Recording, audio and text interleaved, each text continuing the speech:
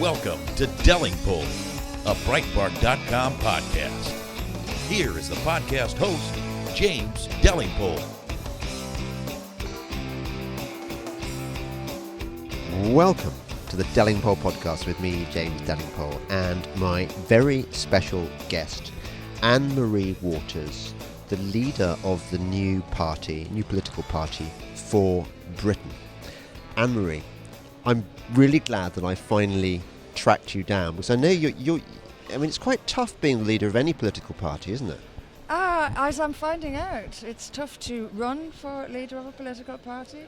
It's tough to form a political party. I've never done anything like that before, either role.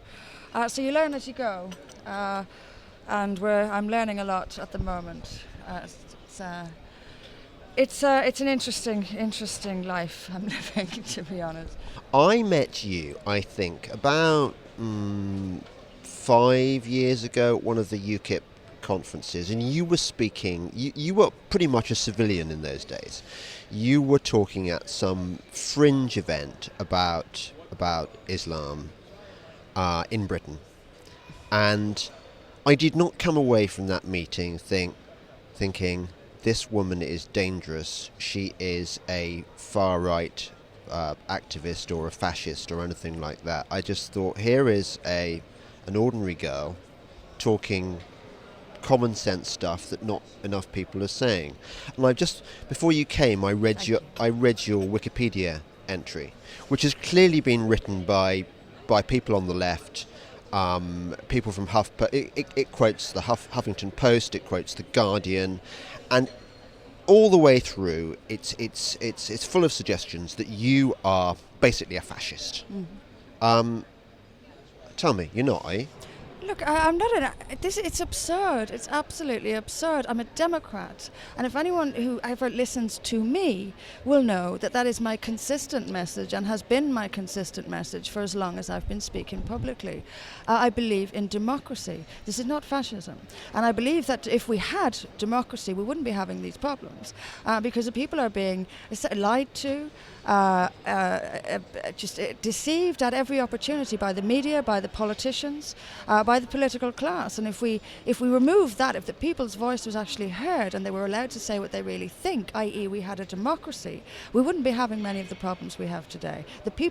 We should trust the people to rule. The majority are decent and principle-minded, and they would do this right if we let them. But instead we have a clique, a political elite, which sees the electorate as a problem to be overcome every 5 years, rather than a master to answer to. I suggest we turn that in the other direction and start answering to the people. If that's fascism, then this is an egg. If that's fascism, anything is whatever we want it to be. Yeah. Fascism has a definition. I don't meet it. Therefore, I'm not a fascist. Yeah. I mean, you come from the political left anyway. You stood as a Labour candidate twice. So presumably you were when you left university, you felt like you were a socialist? Oh no, not. I don't like political labels, and I don't want to put them on me.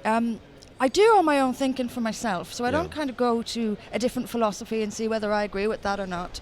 I've done all my own thinking, and I have different ideas about various things, and that's the political career I want to pursue, is my own thinking rather than any already decided or defined political philosophy. Labour was closest to, plus I'm working class and Labour seemed like the natural place for me, but it was closest to things. I was very strongly supporter of the NHS. I still am, and I was working in it. I worked in it for some years. What were you I was a secretary. Right. I was a secretary for about 8 years while I was going to law school at weekends. And then I left to work in various law firms. And I've always sort of, when I needed money, gone back to the NHS and done temping and stuff. The NHS has been a big part of my life. Labour was the closest thing to it. The only options, I thought, were Labour and the Tories. Do you not think that really you would have been in some ways a perfect Thatcherite in that you come from a working class background, you've worked your arse off, that's an inspirational story in itself, the fact that you studied for law while working as a secretary, and I mean, in one version of this fairy tale story, you could be now coining it in as a very highly paid lawyer, rather than taking all this quite. flack doing what you're doing now. Quite, and believe me, I'm not coining in it at all. I'm sure you're not. And, you know, I could have been a lawyer, I could have been an MP, I think, if I'd stayed with Labour and toed the line. But you can't. You know, what is the point in putting yourself through all of this if you're going to betray yourself, if you're going to betray your beliefs? So the price I've paid has been quite high. And it will remain high. I'm not finished paying the price yet. I think I'll be paying it probably for the rest of my life. I certainly don't think I'm ever going to be rich. But speaking of Margaret Thatcher, you know, I've started reading her in the last few years, and it sort of tells you the extent of the brainwashing. I mean, you never hear anything positive about Margaret Thatcher on the left, ever. And I learned, as I said, set out and did my own thinking and learned that, yes, you're probably right, I probably would have been. Not completely, because I don't completely fit any ism or ite, but yeah, I probably would be something of a Thatcherite. Because Margaret Thatcher famously said she was not a feminist, and you describe yourself as a feminist? Yeah, it's not something that really matters to me a great deal, but I defend the word because I know that a lot of the time people attacking it are actually attacking women's rights, i.e. attacking my rights. You know, some people can pretend they're talking about third wave feminism, which is lunacy, and I've said so many times. But also many are actually saying that you shouldn't be here, I shouldn't be here, I'm a woman, I shouldn't be a political leader, for example. And if someone is telling me, you know, you shouldn't be here, I'm going to fight back. That's degrading and humiliating of my gender, and I'll fight back. So I defend the word feminism from the current lunacy that it has turned into. But like I say, I really only defend it because I know that many people are talking about my rights when they condemn feminism, and I'll fight back. I was thinking actually then the other path you could have taken, you know, we've described the Thatcherite path. The other path you could have taken, as you said, you could have been a successful Labour MP because you have many qualifications. You've got the working class card. You could have overplayed if you had, well, you could have played well the feminist card. You could have played the lesbian card. Identity politics is all about. That's what Labour is all about, isn't it? Absolutely. I mean, if I had toed the line on this particular issue, on the issue of Islam, I could have succeeded in Labour. I've got no doubt about that. But I was talking about this the whole time I was in Labour as well. I've certainly hardened on it over the years. I didn't speak quite the way I do now. But I've given talks to Labour Party branches on Sharia law and persuaded them to vote to support, for example, Baroness Cox's bill, which has been going through going through Parliament for years now, again and again. So they were receptive to issues about Sharia law. But I think when I stood in the selection to stand against Caroline Lucas in Brighton, I was in the lead in that selection process, and certainly at many pre-hustings, we either came in, myself and the other leading candidate, as much of a muchness. And overnight, when I did Oxford, when I did Islam is not a religion of peace, overnight, I mean, people who I had door-knocked with for a year literally turned their backs against me and wouldn't speak to me because I dared to say that Islam wasn't a religion of peace. And I knew then that Labour was absolutely hopeless. I mean, this is Brighton, you know, the gay capital of the country, and I'm criticising an ideology and a political and legal system that executes gays.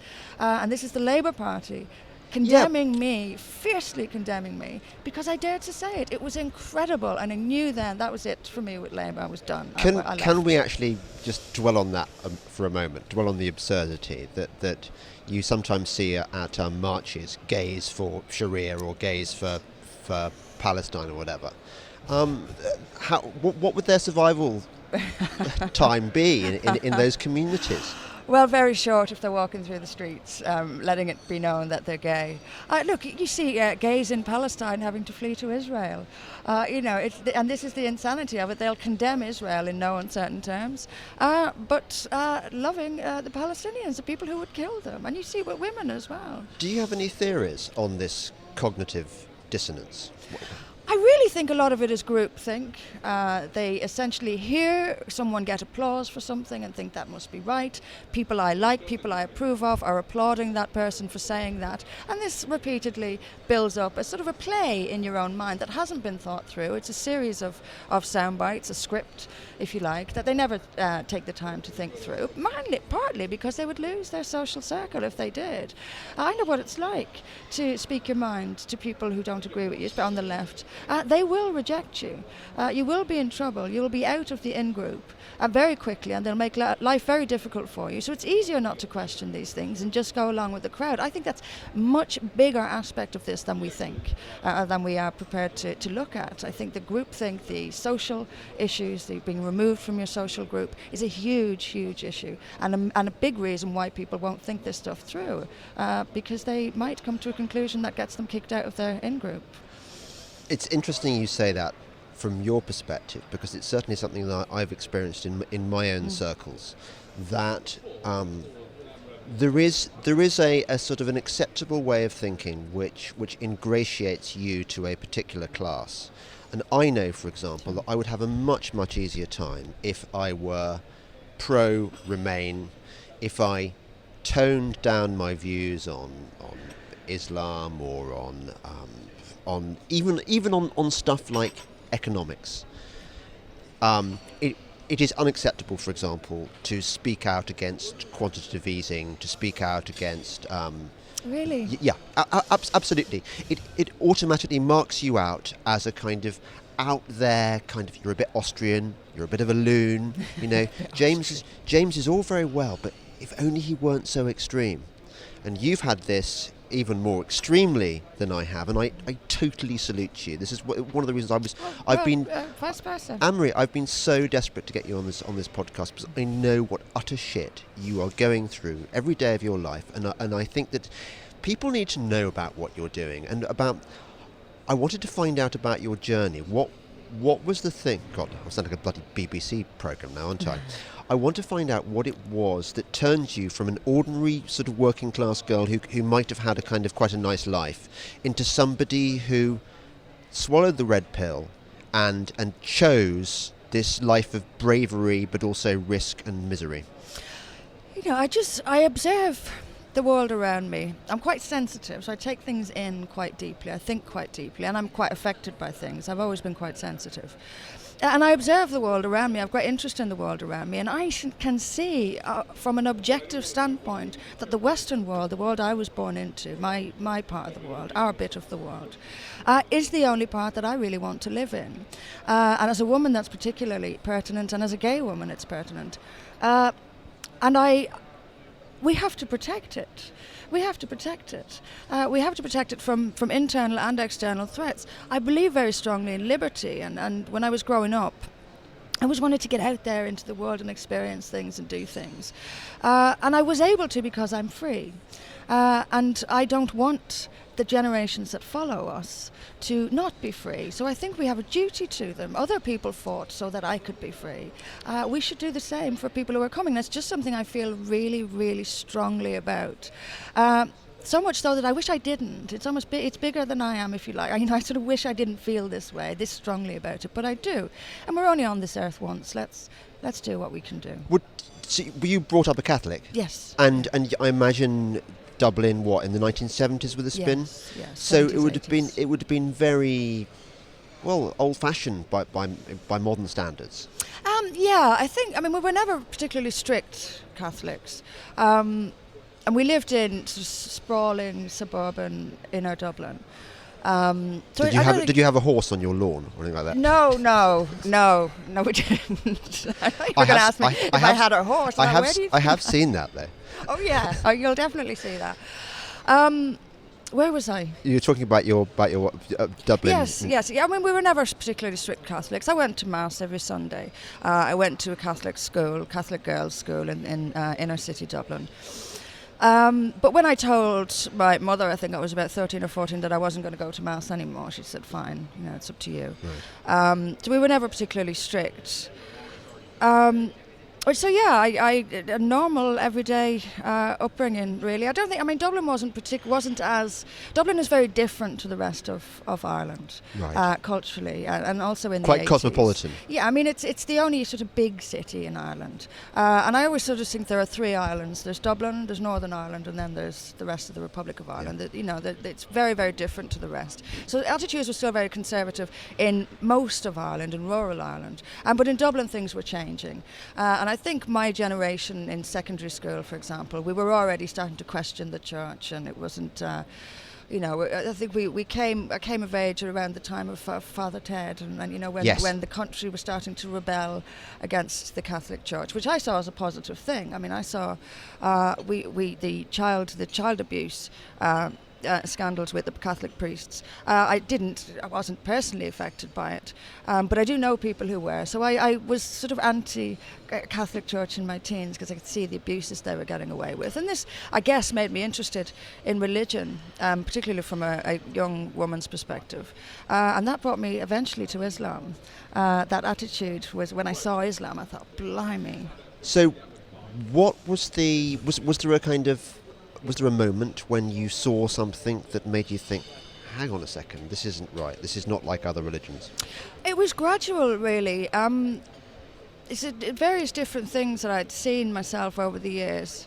In Amsterdam, for example, I had a couple of experiences with Moroccan Muslim landlords. What were you doing I lived in Amsterdam for 2 years. Right. In my late teens. Right. I went just to have, just a party for a couple of years. I got I had a full-time job in a call centre over there, made fantastic friends, and I had a great time for 2 years. But it was very difficult to find accommodation in Amsterdam. So we had to move several times. But 2 occasions was because the landlords wanted more from me than the rent. And the attitude was very stark, very noticeable, the attitude towards me as a woman by these men. And one of them stalked me for a while. I couldn't go out without my flatmate, who was a rather large male Dane, and a very good friend. So I had these experiences. And when I came here, when I was a law student, I met a girl. We became friends, and she was a hijab-wearing Muslim. And she told me very matter-of-factly things about her life, about how she was treated by her brothers, and that her sister was on the run somewhere in Scotland because she'd left a marriage and they would kill her. And she tells me all this, very casually, as if it's not a big deal, and I'm stunned. And I started learning about Sharia because family law was the area I wanted to go into, and family law is the practice area of Sharia in this country.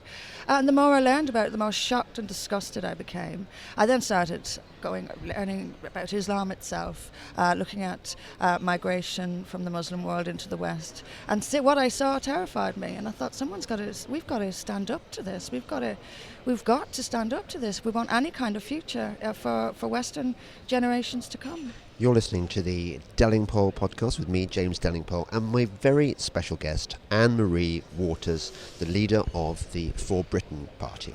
Hey folks, I want to tell you about Breitbart News' Second Amendment newsletter, Downrange with A.W.R. Hawkins. Features the top gun stories of the week, every week, and guest columnists like Gun Owners of America's Larry Pratt or Armed American Radio's Mark Walters. Also features a review of a firearm or firearm accessory each week. The newsletter downloads on Thursday, comes right to your email inbox. You can subscribe at breitbart.com/AWR. This is Delingpole, a Breitbart.com podcast. Here once again is James Delingpole. Welcome back to the Delingpole podcast with me, James Delingpole, and my very special guest, Anne-Marie Waters, leader of the For Britain Party. So, would this have been in the 90s that you were in Amsterdam? The late 90s, The late 90s. Yeah. So then it wasn't much. I can't remember. There was the Rushdie affair was the first, I think, inkling that we had in the West that something was amiss. That this issue that previously we had thought was contained in far-off countries like the Middle East was suddenly a thing that was going to affect all our lives at home as well. So even in the 90s, I think that was quite a kind of that was canary in the coal mine, wasn't it? Yeah, it was, and we reacted. That was the moment to react. And we reacted completely wrongly.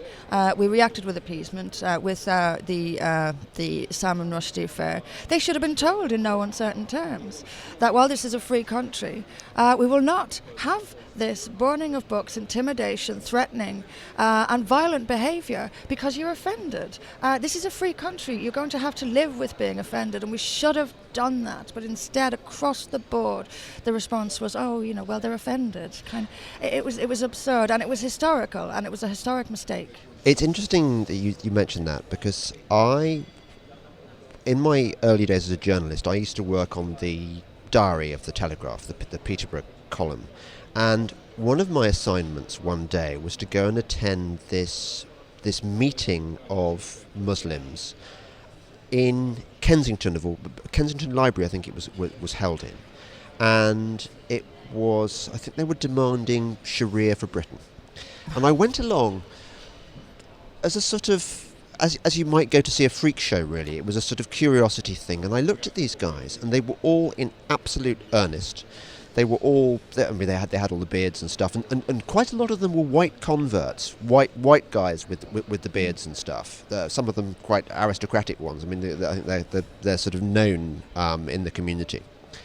And I came away thinking, well, if these guys are serious, and they sound like they're serious, then we've got a real problem here.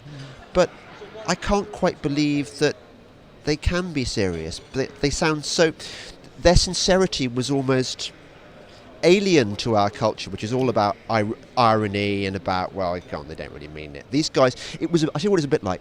It's a bit like Hitler talking about Slavic Untermenschen and so on in Mein Kampf, and saying that we've got to subjugate the Jews and the Slavs and stuff, and everyone going, yeah, well, he's only writing a best-selling book. He doesn't really mean it. He's actually going to do that.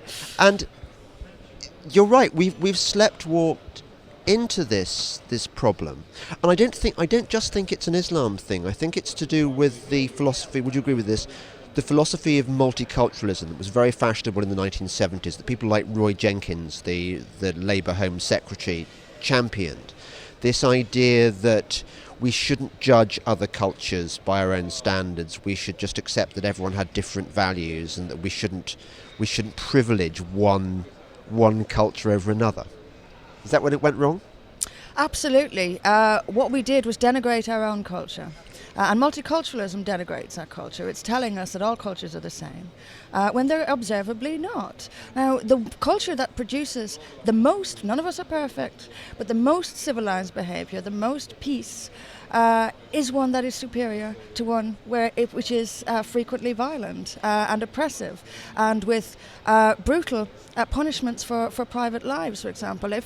I want to live in a country where I can have a private life and it not be policed by bloodthirsty clerics. That I'm allowed to is superior to a place that will where you live your life in fear of death at the hands of bloodthirsty clerics. Now we we should have done it years ago.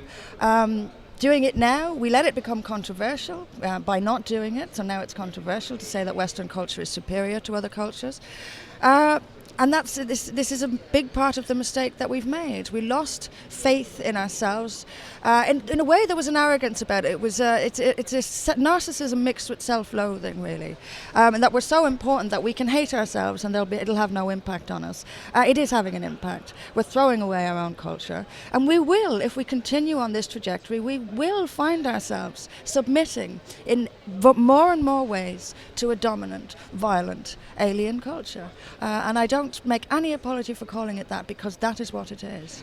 Yes, even now one gets I wonder if I need another flat white or whether I'm going to get the shakes. Even now one gets from... May I have one more flat white? Thank you. I like the way these bits of real life intrude on the podcast. Even now, from the politically correct, the BBC classes, let us say, one gets an enormous amount of stick for not differentiating between what they like to term Islamism and Islam. And I think a lot of us would love to be able to say that there is this thing called Islamism which is bad, and that there is this thing called Islam which is good. Because you and I have Muslim friends. We've travelled. I've certainly travelled widely in the Muslim world. I've been to, when I was younger, I used to love going to the Middle East and North Africa. I've been to Jordan. I've been to Morocco. Particularly if you're a man, I have to say, Arab culture is bloody great. You just get ask the woman stuck in the house down the road. You get everything. Everything comes on a stick. You definitely feel like you're top dog, and you think, ooh. And you can see why Prince Charles is so seduced by this. And there's all the stuff that is a cliche, but it's also true. The Arab tradition of hospitality, the wonderful kind of meze, and all the kind of dishes you eat. This general kind of Lawrence of Arabia thing that goes on, and it's very seductive. So I don't want to diss this whole of this religion, which has given us the Lawrence of Arabia, led to all that sort of Lawrence of Arabia stuff, and all the Alhambra, and all the things that one likes about the Muslim world. And so I can see why people are seduced by this argument that Islamism is completely separate from Islam. But it's not, is it? No, it's not. There's no Quranism. There's only the Quran, and it's coming from the Quran. This is the Hadith. And the Hadith, of course. But we have to define these things, and this is part of the problem. We have to define what Islam is. People confuse Islam with Muslims, and this is the big mistake. This is where they're going wrong. Good point. This is where the fogginess comes in. Islam is the Quran and Muhammad. And if Islam's not the Quran and Muhammad, then once again, that's an egg, because nothing is anything. Islam is the Quran and Muhammad. Now, Muslims is different. It's a different word. It's a different concept. Muslims are human beings. And the best way I describe it is the difference between a book and people who read a book is the difference between Islam and Muslims. I'm talking about the book. Now, I'm not saying that there aren't good, wonderful things that have come out of Muslim culture, but it's largely despite Islam and not because of it, because they are human beings who will develop their own ways of doing things, who will develop a culture that is separate almost from Islam, though influence is everywhere. And the way I see it is that the greater influence Islam has, the worse off the people become. So Muslims have at many times pushed Islam back and become freer and developed different cultural aspects which are pleasant. But the more influence that Islam has, the more unpleasant it becomes. And if you look at Indonesia now, for example, Sharia is on the rise in Indonesia, and you're already seeing the lashings, including of non-Muslims, starting to take place, and politicians in Indonesia are now starting to push for greater and greater Sharia, telling non-Muslim politicians not to interfere. So the greater the influence of these scriptures, the more unpleasant it becomes. But we need to make a distinction between Islam and Muslims. That's the real distinction. It's not between Islam and Islamism. This is denial to me. It's an inability, an unwillingness to face up to the harsh realities of what's written in the Quran. And to think, I think people think they have to blame every Muslim in order to blame Islam. They don't. They need clarification on this. There's foggy thinking. Islam is not Muslims. Yes, it is an illusion that a lot of the BBC classes are very guilty of it. And I think that's where the personal stuff against you comes in, and against Tommy Robinson. Now, I've met Tommy Robinson. He's not a racist. No, he's not. He's a working class guy like you. He's got mates who are black, mates who are Muslim, but he, and again, there is this attempt to take away the validity of what he says by branding him as Islamophobic, as racist. I mean, the press has its own agenda. The mainstream press has an agenda, and it seeks to influence public opinion. It seeks to influence how we vote, for example, because it's a moral. They believe themselves to be morally superior, and those who oppose them to be morally inferior. So they will. The far right label is to frighten people away from listening to us, because I think they know that if people listen to us, they would support us. Where does it come from, this stuff? Because I think I imagine that you don't get any sympathy even from the Conservative press, do you? Not at all. Not at How all. do they I treat don't think you? I've ever had a positive. I really can't recall, except perhaps in Breitbart. I don't think I've ever had a supportive article or positive as we article know, written about me. Breitbart is a far-right lunatic. There you go. I mean, this is the problem. Just yesterday, at the time of recording, Damien Green, a Conservative minister, described Breitbart as fake news. Now, you can argue about Breitbart's tone, its voice, but you can't really say that it's in the business of making stuff up. No. And I find this rather frightening. That as somebody who went into journalism because basically I believe in telling the truth, however ugly it might be. This is anathema to me, and I look at what our mainstream media is doing now, and I think, well, hang on a second. Most Daily Mail readers, for example, I think are probably as concerned as you about the issues that you're constantly raising, and yet the Mail will only go so far and then no further. Also calls me far right. This demonisation comes from all quarters because there's a million different reasons that this happens. But part of it is they simply don't want to face up to the harsh truths that I'm pointing out, and they don't want the public hearing it either. But it can't last. It can't last. I think we're seeing a shift. And it's a very positive shift. People are starting to realise that the mainstream media, millions of people, growing numbers of people are realising that the mainstream media can't be trusted. And that in itself is a revolutionary thing. And I think it will continue and it will grow. This won't last. This demonisation won't last. The truth will out. Tell me a bit about the UKIP election for leader. I mean, I thought, well, I had money on you to win.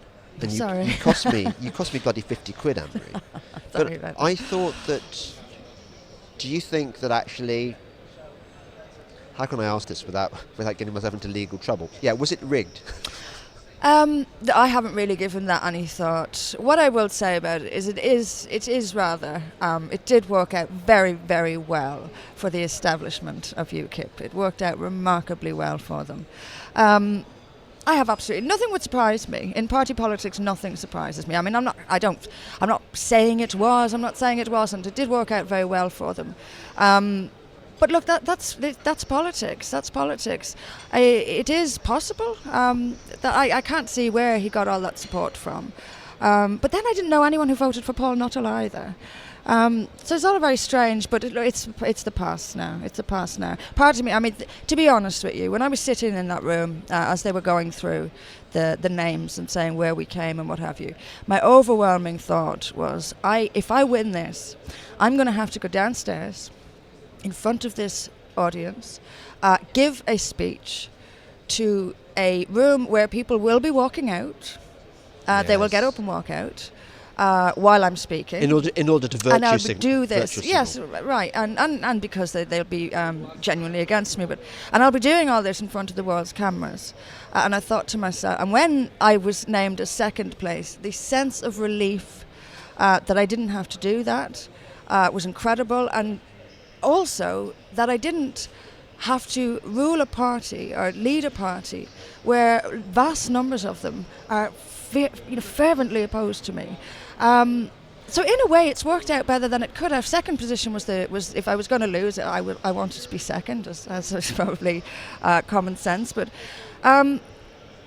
we can start out now. I mean, I know how difficult it's going to be, especially in Britain with the first past the post system. But I know how difficult it's going to be. But at least I know now that the people who join my party are 100% with me. And I don't have to deal with masses who are against me inside my own party. So it's worked out for the best. Yes, no, I see that. I had a brief flirtation with UKIP politics, very, very brief. And I went to a few local meetings. And the thing that really struck me was that I was in a room, Nigel Farage calls it herding cats. I was in a room with people with so many different opinions of what the party stood for that I thought, I can't represent these people. The reason I was into UKIP briefly was, number one, Europe. I thought it was our best way out of the European Union. And number two, I thought that it would provide a libertarian alternative to the statist, squishy centrist conservatives. And when they were talking about a flat tax, I was rather excited. But, and yeah, I suppose I also expected it to be outspoken on issues that other parties didn't dare talk about, like Islam. But instead it's just become this weird, irrelevant basket case, maybe? Is that fair? I think they've joined the mainstream in many respects. I think they were tired of being outsiders. No one likes Yeah, they to were be tired of disliked. being picked on all the time by the media. And they everyone. enjoyed it when I'm sure they enjoyed it when I was in the leadership contest. And the media suddenly was portraying them as the moderates and me as the extremists. I mean, I remember when I went on Newsnight with Peter Whittle. And Kirsty Walk was so obviously aligning herself with him against this lunatic here.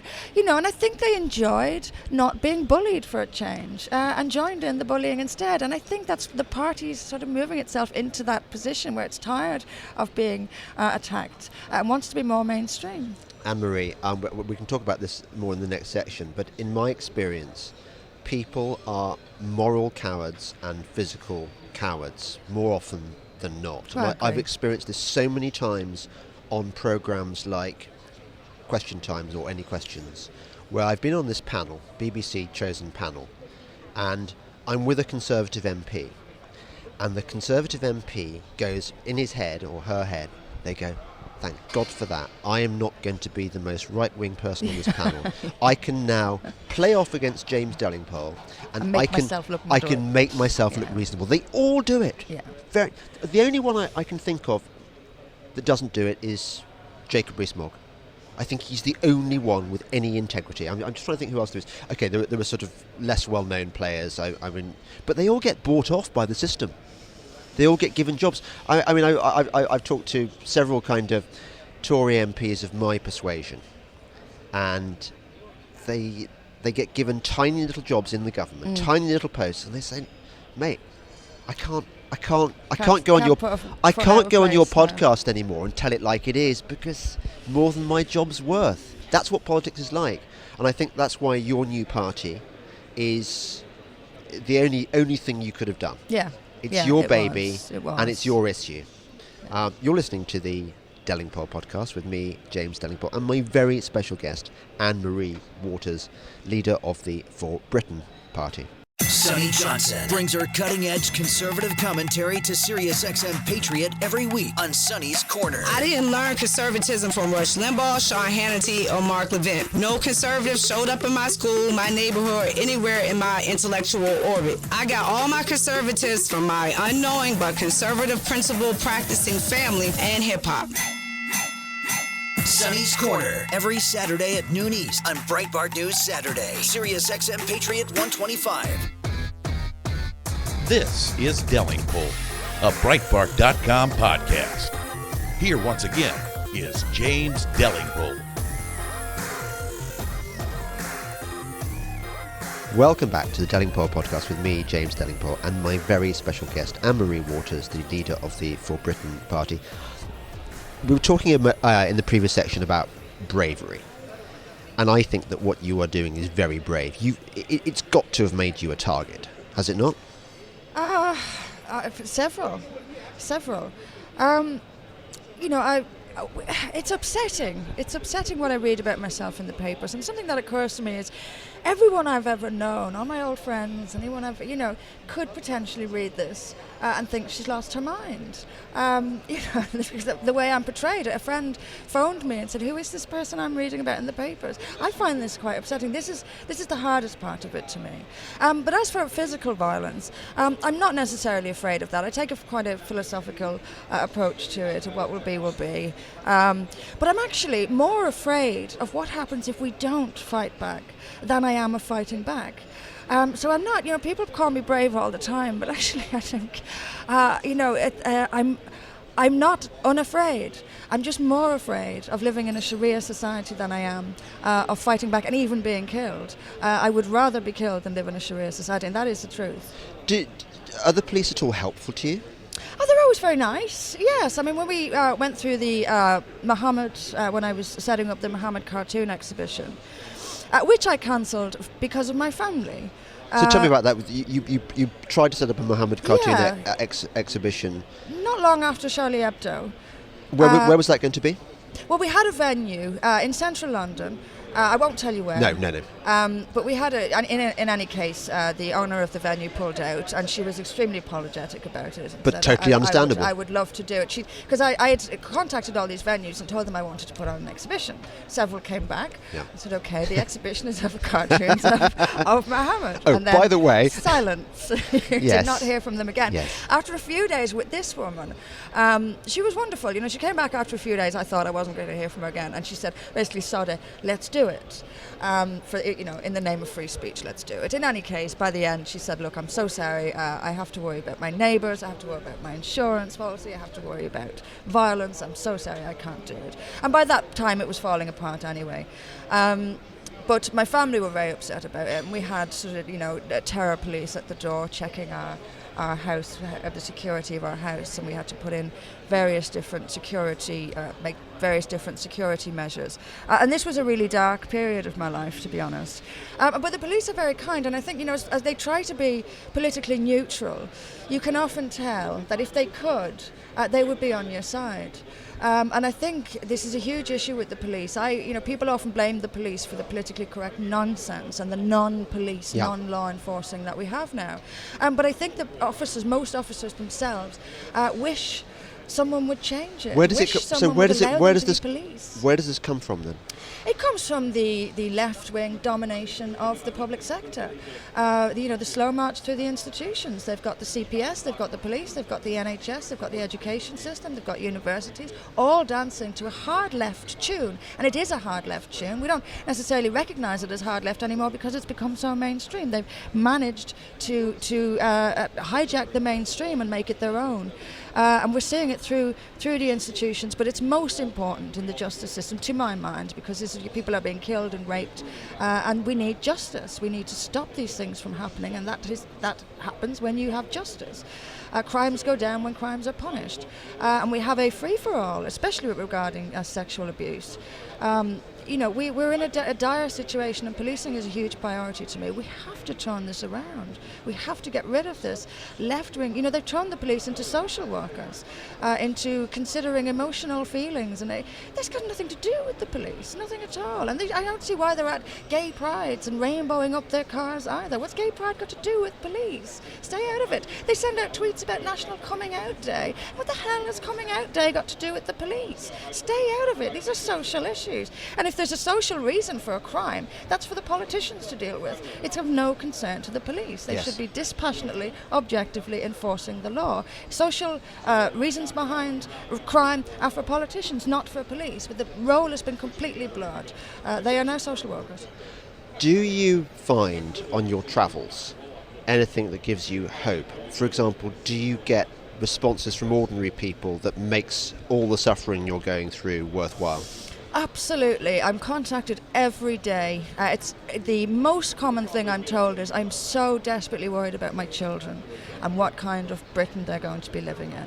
And they think, people are increasingly realising that they won't be living in a free one if we don't fight back. And the real, people ask me, are we really going to become a Sharia state? That's ridiculous. I'm not suggesting someone's going to stand up in Parliament and announce that Britain's now a Sharia state. What I am saying is that the politicians will legislate so that it may as well be. And that's already happening. And I do envisage in my lifetime criticism of Islam becoming a criminal offence. And in that case, you can't criticise things that are carried out in the name of Islam. Well, de facto, it almost has already. Quite. But I think it will be a criminal offence to criticise Islam, literally, rather than in the back door. And not in too many years' time either. It's interesting, when you were talking about your Muhammad cartoons, I was thinking of a certain strain of thinking in sort of the intellectual middle ground, let's say. So people who wouldn't necessarily even define themselves as being left-wing, whose response to your Muhammad cartoons thing would be, of course I believe in free speech, but this is an act of provocation, and you heard this at the time of Charlie Hebdo, that somehow that those cartoonists had invited their own destruction by insulting the Prophet, just pushing it too far, pushing free speech too far. What would your response be to that? We have got to be able to criticise religious leaders in particular. Now, Europe has a long tradition of mocking and satirising religion, and we must keep it. It is part of what enlightened us, it's part of what made us free, because the clerics will dominate if you allow them to. It is so very important that we're allowed to mock them and ridicule them. Largely because they claim a certain kind of power. Politicians are flawed human beings who we can vote out if we don't like them. But religious leaders claim to be speaking on behalf of the creator of the universe. They claim an absurd kind of power, making our criticism and ridicule of them even more important. Now, if you're going to say that Muhammad cartoons are a provocation too far, you have just announced your defeat. You have just handed your freedom over to bloodthirsty clerics and their minions. You have decided, yes, I will bow down to you. I am happy to live in a society dominated by violent religion. I refuse to say that I will live in a society dominated by violent religion.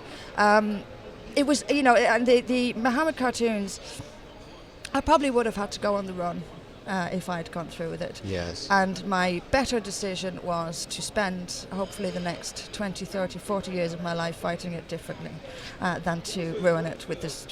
In any case, we are long gone past the point where it will make a difference. Yes, that's certainly true. Where do you sense the resistance is going to come from? Am I right in thinking that it's the working classes who get this more viscerally than perhaps the middle classes? Yeah, to me it's very often the working class, because they're the ones who are sitting at the bottom of the pile and who has to put up with the consequences of the decisions made in Westminster. There's not masses of migrants from Somalia or across Africa that are coming into Europe now. They're not going to the middle class areas to live. They're going to the working class areas, being placed in working class areas. And I'll always remember a woman I used to work with in the NHS. She grew up in Chelsea. She's a working class woman. She grew up on an estate in Chelsea. And I remember her telling me when this is now completely Somali, this estate that she'd lived there an entire life. And I remember her saying to me, and they really hate us. And there was this genuine angst from her that all these people had moved into the place she had known and lived her whole life and were treating her with contempt. Now, this is the kind of thing I'm talking about. We see Germany now. Germany is a small town country. I lived in a small town in Germany. And now you have tiny little towns in Germany where migrants outnumber the Germans. Essentially overnight, their little towns have been destroyed. And no one in Berlin, but Angela Merkel, does not care about this. So it's the people at the bottom, the ordinary people, the taxpayer, they are the ones who will lead this revolution against the political elite, who are destroying them, destroying their towns, destroying their villages, destroying their familiarity, their familiar surroundings are being transformed around them. It's not happening to the wealthy. It's happening to the ones at the bottom. So they're the ones who will fight back. I'm certain of it. Have you witnessed any of this in Germany yourself? I haven't actually. No, I know. But I'm very interested in Germany, and I've read this stuff. I haven't seen it, but if it's true, then and I have no reason to doubt that it's true. Then it's quite shocking that Germans. I'm talking about a town of 900, I think, received 2,000 asylum seekers. I mean, this is a good. There might not be. It's around those numbers. I'll try and find it for you. The article. I think it was in Breitbart actually. But I remember being so stunned by it, and having lived in a small town in Germany, I was so shocked. And then I read of the poor old Germans who, handing out letters asking, please do not defecate in our gardens. Please do not. You must pay for things in shops before you open them. Yeah, don't masturbate in the swimming pool changing rooms. It's not our way. Please stop. Please stop asking our daughters to marry you in the street. This kind of thing. And I know that small town Germany, and I know how impeccable they are, and they must be just devastated by this. Absolutely. And there's nothing they can do about it. It's shocking. Yeah. Shocking. And so when you go to public meetings, what's the response? usually very positive, but then, people who come to see me tend to want to come to see me. Yeah. The meetings I've been doing recently have all been UKIP, and the response has been very positive from a lot of people. But when we start public meetings, the For Britain public meetings, I'm quite looking forward to seeing what the response will be. And I think if people are going to come and hear me speak, they'll come for a reason. They'll know, they'll already have thought about some of this stuff and want to know more about it. And they'll have, even if they haven't got great knowledge about these issues, they'll have an interest in it and want to learn more. I expect there will be people who won't take very kindly to me, and that's part of the process. It's part of politics. I suppose that's what I was really angling for. How do you deal with the hate? I mean, how have you developed a skin thick enough to deal with this stuff? I'm not sure I have. It is very upsetting because I am quite sensitive, and I don't. What I really hate is lies. The lies are the part that really get to me. They portray me as a monster, when actually I'm quite reasonable, and B, I'm opposing brutal violence and oppression. How on earth am I the monster here? That's what really infuriates me. It's the hardest part of it to take. If we looked at this objectively, I am opposing people who want to stone, who want to bury a woman in the ground and stone her, throw stones at her head. This is what I'm fiercely objecting to, and yet the media portrays me as the evil one, and the ones who want to throw the stones as the good, as the oppressed, as the victim. It's that is the hardest part to take. It really is. I asked you earlier on about the cognitive dissonance that enables gay activists to support Sharia. How as a feminist do you cope with this? How do you explain this thing that we have in our culture, where on the one hand, feminists will tell you that there's a rape culture, which is led by white men apparently, and at the same time you've got these gangs in Rotherham and all over the country, haven't you? You've got them in Oxford, you've got them in Telford, you've got them in London, everywhere. Have you ever sort of tried reasoning with a reasoning of a feminist out of her stupidity? You know what, I have. There's one particular person, and I like her very much, but I end up wanting to pull my hair out whenever I talk to her, because she's an intelligent, kind, decent person, but still cannot fathom why we must why we should be closing the borders of Europe to the men who are coming in, and there are still thousands coming in every day, for the protection of women. I cannot fathom how you can call yourself feminist and choose to allow migrant men the ability to live in Europe, because it's not a right, it's simply an ability, to allow them an ability to live wherever they like, i.e. in Europe, and place that over and above a woman's right not to be raped.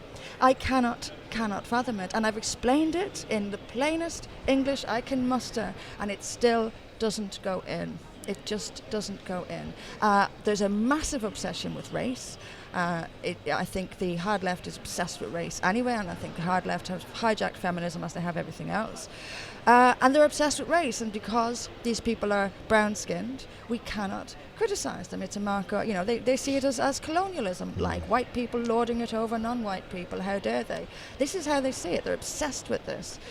So even if it means repeated and widespread rape, and these are particularly violent rapes that are happening across Germany and Sweden, they are able to look away from that because the men doing it are brown, and they still see non-white people as victims. All of them. All are victims of white colonialism, which is, of course, a manifestation of white supremacy. I've taken to calling them white supremacists because that's what it is. If you think you are so powerful that everyone is your victim, then you are a white supremacist. Yes, I'll bet they love that. It's certainly true that just a brief sort of sidetrack thought here. I have sons and daughters, and I look generally at Western culture, and I think I envy my daughter rather than my son. In that, if you're a girl, basically everything's handed you on a plate now culturally. You're definitely at an advantage over men, except in one respect, and that is that you are also entering a world where you can be walking past Marseille train station and you could get stabbed by a man who hates you because you are a woman and you are improperly dressed. And that's the thing where I don't envy girls today. I'm frightened for our girls. I really am. Me too. And it's not just, it's not just about being raped. It's about the culture of fear for women, that when rape is widespread, women are afraid and they will rein themselves in. They'll restrict themselves. They'll restrict their own freedoms. Have you seen this the new fashion? This so-called modesty dress. You see, that's it. It's already happening. We're already... It is, isn't it? After years of blaming, of getting to the point where we blame the rapist for rape, we're now turning it into reverse and starting to put the onus on women again because we're becoming Islamic. This is an Islamic country. This is what happens in Islamic societies, that women are blamed for rape, and we're effectively doing it here now as well to appease Islam. And, after Cologne, I'm stunned at the response of the mayor of Cologne when she came up with this code of conduct for women. Women had been assaulted in the streets, and she comes up with a code of conduct for women. What does that tell you? We're all immediately, when we saw the taharush, the ugly, ugly culture of misogyny, immediately the first response was to blame it on the women. Yep. That's the future. Yep. You're listening to the Delingpole podcast with me, James Delingpole, and my very special and very brave guest, I think, Anne-Marie Waters, leader of the For Britain Party. Thank you and goodbye.